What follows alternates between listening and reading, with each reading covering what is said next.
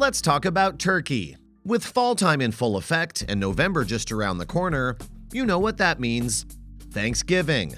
Thanksgiving is, without a doubt, one of my absolute favorite holidays.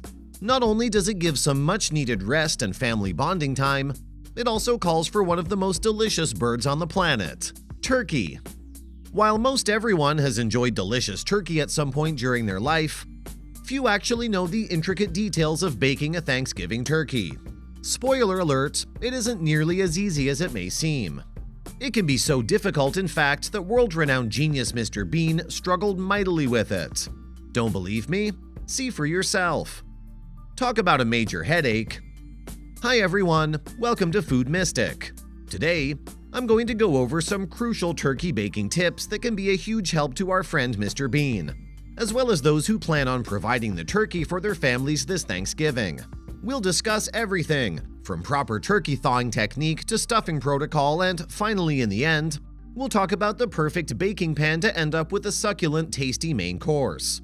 So make sure you watch until the end.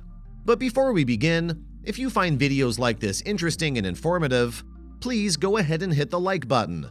And more importantly, subscribe if you haven't done so already. With that, without any further ado, let's dive into an all-encompassing, all-you-need-to-know overview of baking the perfect Thanksgiving turkey. Hope you're watching, Mr. Bean. First things first, let's find you a turkey. While most grocery retailers have gotten into the turkey slinging game, and it may be overwhelming going from store to store and trying to juggle your decision based on pricing, branding, and more, don't fret. The truth of the matter is that whether you get your bird from Walmart or Whole Foods, it matters much more that you cook it properly. While there have been a myriad of taste tests done to try and pinpoint the ultimate turkey, results widely vary, and most chefs agree that as long as the turkey is bought fresh or freshly frozen and is prepared effectively, it should be more than delicious to enjoy come Thanksgiving. Great, now we've got the turkey. Now, rather than sticking our head into its backside, let's go over the real proper steps to getting the most important part of your Thanksgiving meal cooked and ready to devour. Thaw it like you mean it. Death, taxes, and foodborne illness. 3 things that no one wants to deal with. Thawing out your turkey prior to cooking is an often overlooked but extremely vital part of the ultimate turkey process. Not only can improperly thawing your bird lead to extremely dangerous foodborne illnesses such as salmonella, it can also heavily influence the juiciness and savoriness of the finished product. Assuming you're working with a standard-sized frozen turkey, roughly 10 to 15 pounds, you'll want to begin your bird's defrosting process at least a day before you plan to cook it.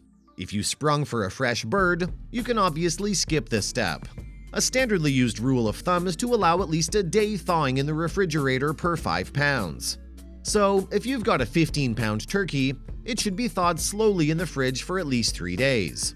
Surprising? I bet so. Surveys show that a large majority of Thanksgiving chefs don't let their turkey thaw nearly that long. Another hotly contested issue is the manner in which the turkey should defrost in the fridge. But don't worry, I come bearing clarity. While some may think that to properly thaw their turkey it needs to be removed from its packaging, this actually isn't the case. On the contrary, actually, this is the easy part. Don't overthink it. Simply place your frozen turkey in its original packaging into your fridge and let the temperature do the job.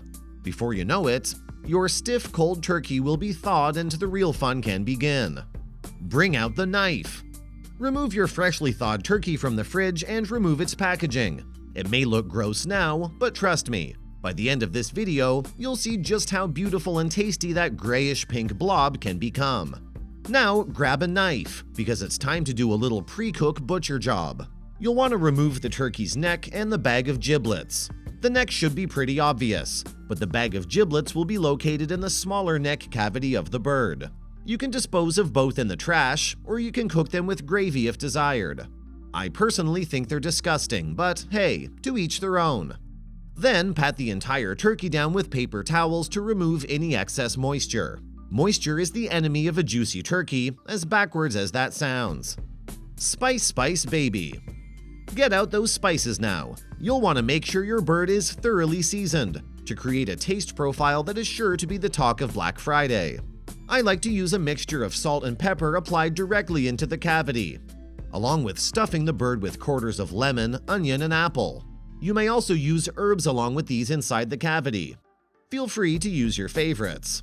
I'm partial to basil and parsley, but use your imagination.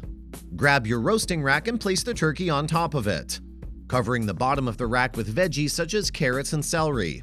Take the wings of your bird and be sure to tuck them underneath the body of the turkey. This helps to prevent any exterior burning of the skin and allows your turkey to sit flush with the roasting rack. While we're at it, at this point make sure your turkey's facing upward, with the breasts pointing towards the sky. Some have experimented and debated on whether cooking a turkey upside down is superior. It's not. It offers no advantages and greatly increases the likelihood of a dry and/or burnt bird. While wrapping up the preparation, go ahead and get your oven preheated to 325 degrees Fahrenheit. You're almost there.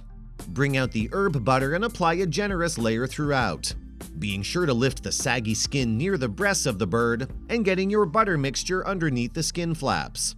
If your local grocery store doesn't carry herb butter, fear not.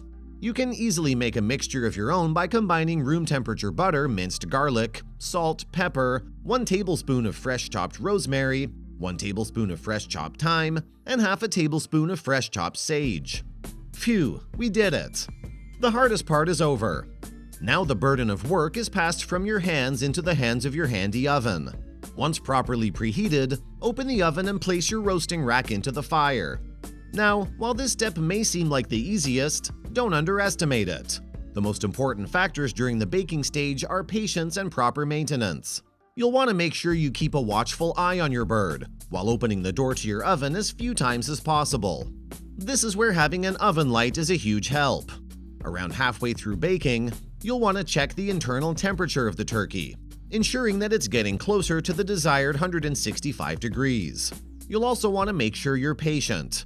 This isn't a steak or even a chicken for that matter. Turkeys are big birds, meaning they need time to cook properly without being dried out and ruined. Once you notice that your turkey's skin is turning golden, you'll know you're close. At this time, whip out a sheet of aluminum foil and cover your bird's breasts to make sure they don't overcook or burn, and that their precious savory juices are kept in while finishing the bake. The time for which your turkey gets to this point will vary widely depending on your bird's size. Typically, you'll want to cook your turkey for about 15 minutes per each pound. So, sticking with the example of a 10-pound turkey, you'll leave it in the oven for around 2.5 hours. Here's another inside trick. While many will wait to pull their bird out of the oven until it hits a 165-degree internal temperature, this actually isn't the ideal process. Instead, pull your bird out once it reaches 160 degrees Fahrenheit, and cover it in a hood of aluminum foil on the counter to allow the heat to finish doing the job. After around 15 minutes of baking in its own juices, continue to allow your bird to sit and rest for around 30 minutes. During this excruciating wait time, be sure to admire your creation, and be sure to have plenty of napkins on hand for the excessive amounts of drool that will be coming from your mouth. We're nearly there. Knives back out.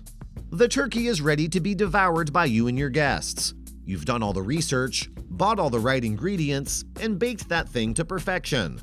Grab the carving knife, or if you prefer the electric trimmer, and get to slicing. The ideal turkey slice will be roughly half an inch thick, so be sure not to slice your turkey too thin. When in doubt, err on the side of the thicker the better. Once carved, display your bird on its serving plates and unleash your bird to the table. Be sure to be humble in the midst of the overwhelming amounts of compliments to come, regarding both its aesthetic and its taste. Time to eat. This one is pretty self-explanatory. After literally days of labor, the fruits are ready to be enjoyed. Don't hold back either. Feel free to get seconds and thirds. You did cook the masterpiece after all. Just be careful, you don't want to slip into your post-Thanksgiving meal nap too early. There you have it. The foolproof step-by-step process to crafting a Thanksgiving turkey that will be the envy of all your guests. Now that we've covered all the to-dos of the process, and before we wrap this up, I would like to briefly mention a few don'ts that are sure to make for a stressful and frustrating Thanksgiving. Do not wash your turkey. Once it is thawed and is removed from its packaging, you may feel obliged to give your bird a quick wash down. Don't do it. It's wholly unnecessary. as any bacteria that's on the surface of the turkey will be killed by the heat of the oven. Do not brine your turkey. While brining a fresh wild turkey is recommended, brining frozen turkeys, which we are assuming for the purposes of this video, is not needed. You can produce a juicy, tasty turkey without it. Do not baste the turkey. While I'm sure you've seen plenty of movies where the grandma's constantly opening the oven while baking a turkey to baste it, it's not needed. Turkeys will brown and crisp on their own, and having to continually open the oven to baste allows precious heat to escape, leading to even longer bake times. You made it! You are now the proud owner of precious turkey tips and tricks that are sure to level up this upcoming Thanksgiving. Be sure to bookmark this video and rewatch it when you prepare to get your turkey cooked this year. What do you think about this process? Have you found any secret tips when baking turkeys that you'd like to share with the world? Be sure to leave them in the comments. And while you're at it, also be sure to turn on all notifications by hitting that bell icon, and you'll surely get more interesting content like this. Once again, I'm Food Mystic, your #1 source of interesting food chronicles. Until next time.